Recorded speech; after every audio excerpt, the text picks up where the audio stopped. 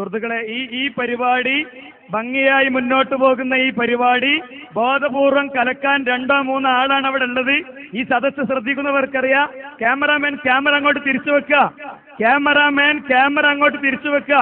അവിടെ 1-2 മുസ്ലിയാക്കന്മാരുടെ നേതൃത്വത്തിലാണ് ഇത് നടക്കുന്നത്. വളരെ കൃത്യമായി, വളരെ ഭംഗിയായി തെളിവുകൾ ഉദ്ധരിച്ച് നടക്കുന്ന ഈ പ്രോഗ്രാം, ഭംഗിയായി മുന്നോട്ട് പോകുന്ന ഈ പ്രോഗ്രാം, ഇവിടെ നടന്ന മുഖാമുഖം പരിപാടിയിൽ ചോദിക്കാൻ ഞങ്ങൾ വന്നിട്ട് ഇങ്ങനത്തെ ഒരു ചിത്രം ഉണ്ടായിട്ടുണ്ടോ എന്ന് ഇവിടുത്തെ സാധാരണക്കാർ ചിന്തിക്കുക. ആ മുസ്ലിയാരി നിയന്ത്രിച്ചിട്ട് നിൽക്കാത്തിടത്തേക്ക് അദ്ദേഹത്തിന്റെ കൂടെയുള്ളവരെത്തിയത് എന്തുകൊണ്ടാണ് എന്ന് കൃത്യമായി ആലോചിക്കുക. സഹോദരങ്ങളെ, സുദീർഘമായി MT ദാരിമി ഇവിടെ നടത്തിയ മുഖാമുഖത്തിൽ ഞങ്ങളുടെ സുഹൃത്ത് ആവർത്തിച്ച് ചോദ്യം ചോദിച്ചിട്ട് 1 മിനിറ്റെങ്കിലും ഇതുപോലത്തെ ഒരു രംഗമുണ്ടായിട്ടുണ്ടോ എന്നത് നിങ്ങൾ വിലയിരുത്തേണ്ടതാണ് എന്ന് ഞാൻ ഇവിടെ കൃത്യമായി ആവശ്യപ്പെടുകയാണ്. മഹാനായ മൂസാ നബി അലൈഹിസ്സലാമയുടെ വിഷയത്തിൽ എന്താണ് കാര്യകാരണ ബന്ധമെന്നത് കൃത്യമായി ഫൈസൽ മൗലവി വിശദീകരിച്ചു കഴിഞ്ഞു. മഹാരഥന്മാരായ ഏതെങ്കിലും മുഫസ്സിറുകളുടെ തഫ്സീറുകളിൽ നിന്ന് ഇവിടെ ഈ മുസ്ലിയാർ ഉദ്ധരിച്ചതുപോലത്തെ ഒരു വാദം തിരിച്ചുദ്ധരിക്കാനുമില്ല. ഇതാ അവിടെ പ്രശ്നം ഉണ്ടാക്കിക്കൊണ്ടിരിക്കുന്ന 3, 4, 5 ആളുകൾ, അവരെ ഞങ്ങൾക്കറിയാം. ഇത് മുജാഹിദുകളും ഈ കേരളത്തിൽ തന്നെയാണ് ജീവിക്കുന്നത് എന്നത് കൃത്യമായി മനസ്സിലാക്കുക. ഞങ്ങൾ മൈക്ക് പെർമിഷൻ എടുത്ത് നടത്തിയ പ്രോഗ്രാമാണെങ്കിൽ സമയബന്ധിതമായി ഇത് പൂർത്തീകരിക്കാൻ അറിയും. ഈ പരിപാടിക്ക് വിഘാതമായ നിലയ്ക്ക് ഇടപെടുന്ന സുഹൃത്തുക്കളെ, ക്യാമറാമാൻ വൃത്തിയായി പകർത്തുക. നാളെ 10 മണി എന്നൊരു സമയമുണ്ട്. ഇവിടെ പോലീസ് സ്റ്റേഷനുണ്ട്. കൃത്യമായി ഞാൻ എന്റെ സുഹൃത്തുക്കളെ ഈ വിഷയം ഓർമ്മപ്പെടുത്താൻ ആഗ്രഹിക്കുകയാണ്.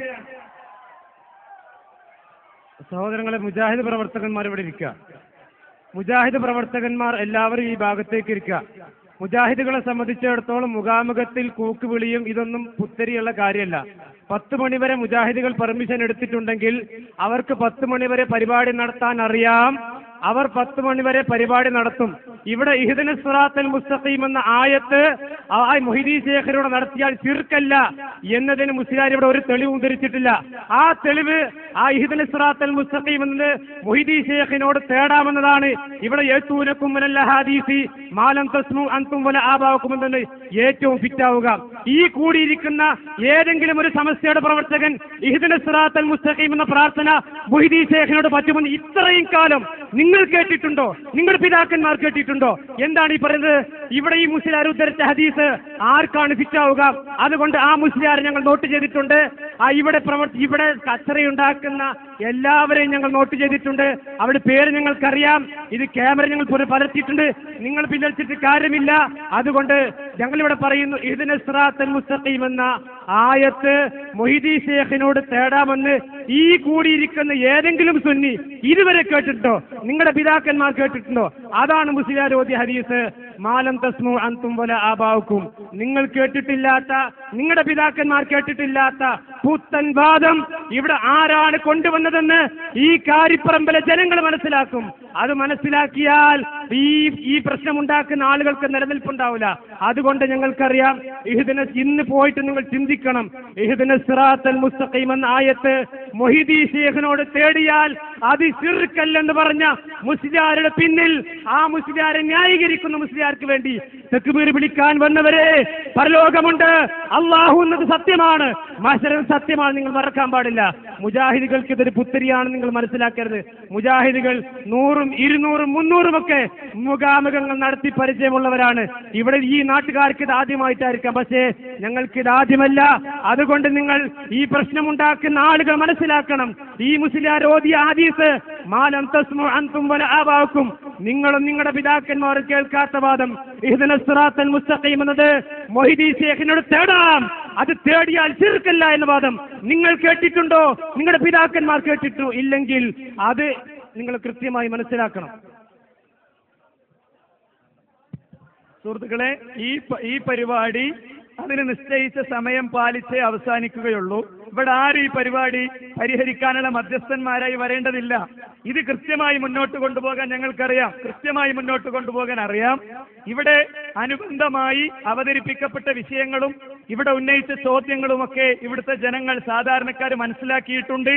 ആ മനസ്സിലാക്കിയതിന്റെ രത്നച്ചുരുക്കം ഇവിടെ ഞങ്ങൾ ആവർത്തിച്ച് സൂചിപ്പിച്ചിട്ടുമുണ്ട്. മഴ തേടുന്നത് അള്ളാഹു അല്ലാത്തവരോടാകാം എന്ന വാദം അത് കാര്യകാരണ ബന്ധത്തിന്റെ അപ്പുറത്താണോ, ഭൗതികമാണോ അഭൗതികമാണോ, ഇതൊക്കെ ജനങ്ങൾക്കറിയാം. ഞാൻ കഴിഞ്ഞ ദിവസം ഇവിടെ വളരെ വിശദമായി മറ്റു മറുപക്ഷിയുടെ മുഖാമുഖത്തെ വിലയിരുത്തി സംസാരിച്ചിരുന്നു. നിങ്ങൾ ചെയ്യേണ്ടത് അതാണ്. ഞങ്ങളിവിടെ മറുപടി പറയാത്തതോ വിശദീകരിക്കാത്തതോ കോട്ടി മാറ്റിയതോ തട്ടിപ്പ് നടത്തിയതോ ഉണ്ടെങ്കിൽ ഗ്രൗണ്ട് സപ്പോർട്ടിന്റെ ബലം കൊണ്ട് കൈകാര്യം ചെയ്യലല്ല സുഹൃത്തുക്കളെ മാന്യത. മറിച്ച് മൈക്ക് പെർമിഷൻ അരീക്കോട് പോലീസ് സ്റ്റേഷനിൽ നിന്ന് നിങ്ങൾക്ക് കിട്ടും. ഇതേ വേദിയിൽ 3.5 മണിക്കൂർ വളരെ വിശദമായി MT ധാർമിയുടെ ശബ്ദം കേൾപ്പിച്ചുകൊണ്ട് തന്നെ അദ്ദേഹത്തോട് ഞങ്ങൾക്കുള്ള വിയോജിപ്പുകൾ മൈക്കുകളിലൂടെ ഞങ്ങൾ ജനങ്ങളോട് പറയുകയാണ് ചെയ്തത്. ഈ CD മാർക്കറ്റിൽ ഇറങ്ങും.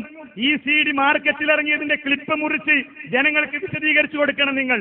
അതിനുള്ള സഹിഷ്ണുത കാണിക്കുന്നതിന് പകരം സുഹൃത്തുക്കളെ ഇത് മാന്യതയാണോ എന്ന് നിങ്ങൾ ആലോചിക്കുക.